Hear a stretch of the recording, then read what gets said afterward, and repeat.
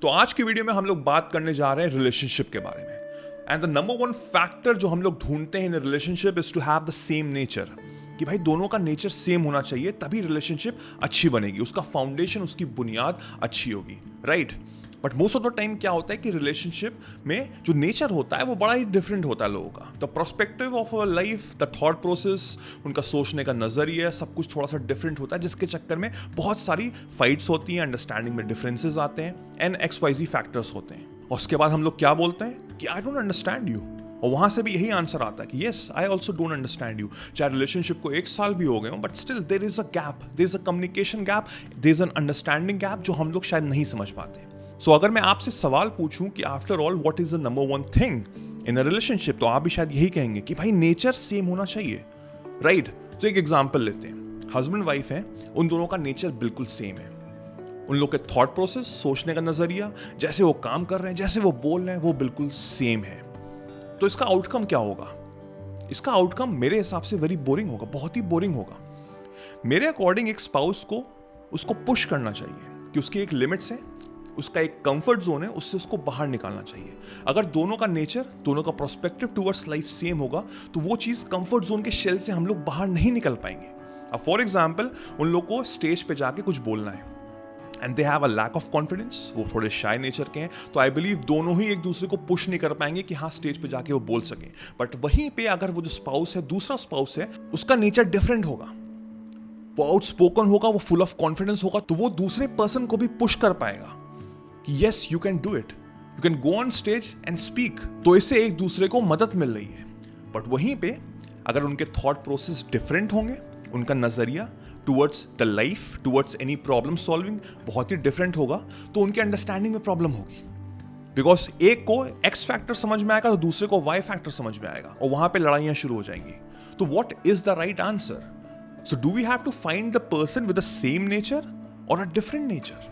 आखिर करें तो क्या करें? सो अगर सेम नेचर है तो रिलेशनशिप बहुत ही बोरिंग हो जा रही है, उसमें आप ग्रो नहीं कर पा रहे हैं। और अगर डिफरेंट नेचर है तो बहुत सारी फाइट्स हो रही है, अंडरस्टैंडिंग में बहुत सारी डिफिकल्टीज हो रही है। तो फिर मैं करूं तो क्या करूं? अब फॉर एग्जाम्पल एक कपल की शादी हो रही है, दोनों 30-30 साल के हैं, राइट।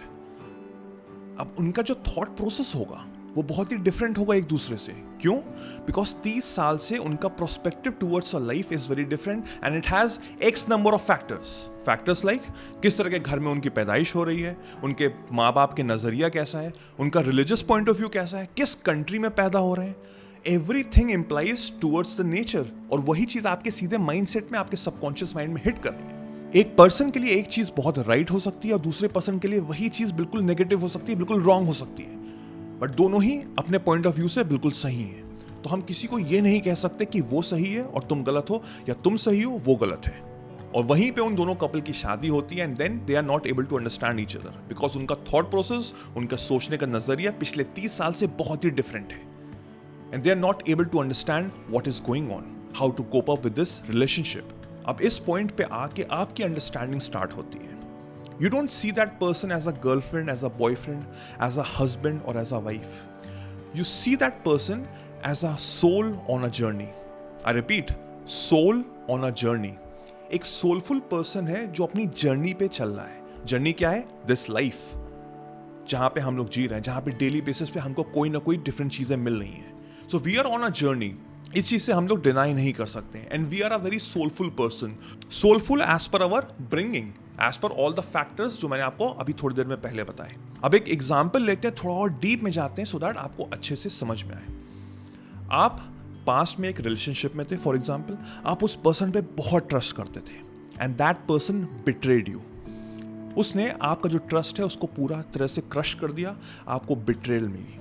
तो इसका आपका जो सोल है, जो आपकी जो सोल है, उस पर क्या इंपैक्ट हुआ कि जब भी मैं किसी पर्सन पे ट्रस्ट करूंगा या करूंगी तो मुझे पेन मिलेगा, मुझे बिट्रेल मिलेगा। यही चीज मेरे सोल में छप गई। द रीजन बिकॉज मेरे पास में मैंने ये चीज एक्सपीरियंस की है। अब इस मोमेंट को बहुत सारे साल हो गए, आप एक नए जगह पे आ गए, प्रॉब्ली शायद नई कंट्री में आ गए, नए लोगों के साथ आ गए, बट जो सोल है वो सेम है। आप एक नए इंसान से मिले and that person trust you completely, शायद खुद से ज्यादा वो आप पे ट्रस्ट करता है। बट अनफॉर्चुनेटली आप उस पर ट्रस्ट नहीं कर पा रहे बिकॉज जो आपका सोल है उस पर ब्लूप्रिंट पे वही चीज छपी हुई है कि जब भी मैं किसी पर्सन को ट्रस्ट करूंगा या करूंगी तो वहां से मुझे बिट्रेल ही मिलेगा. And that person is not able to understand you. And that person is saying that I am trusting you with all my hearts. Why cannot I expect the same thing from you? और वहां पे आप उसको answer नहीं दे पा रहे because आप अपने प्रोस्पेक्टिव से बिल्कुल सेम है बिकॉज आपके पास एक्सपीरियंस ऐसा था और वहां पे वो भी अपनी जगह पे बिल्कुल सही है. That person is trusting you, he expect the same thing from you, right? तो जैसे मैंने पहले कहा कि कोई गलत नहीं है, कोई सही नहीं है, बट बोथ अपनी जगह पे बिल्कुल सही है.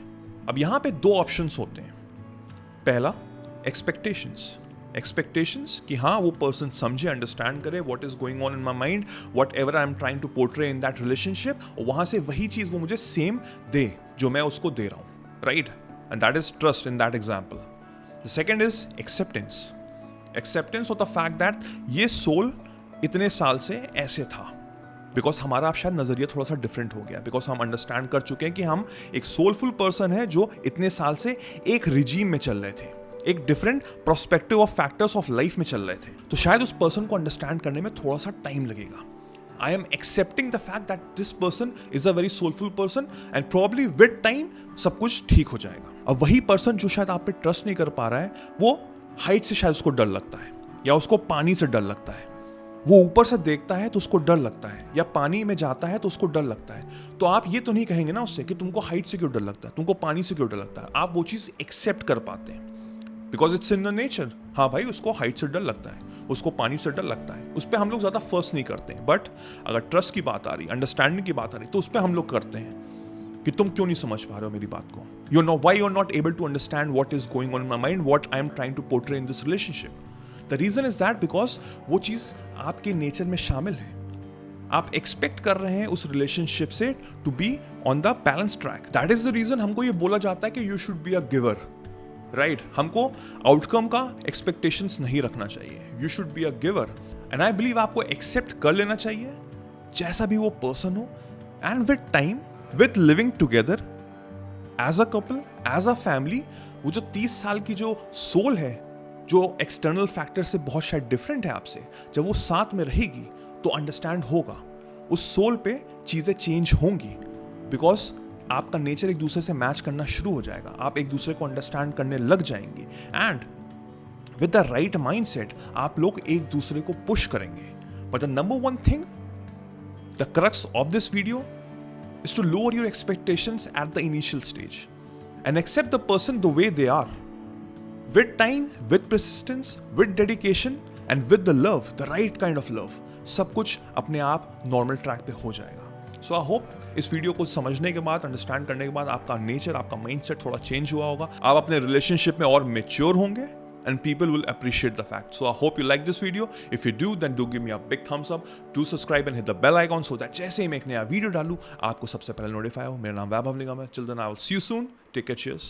Bye bye.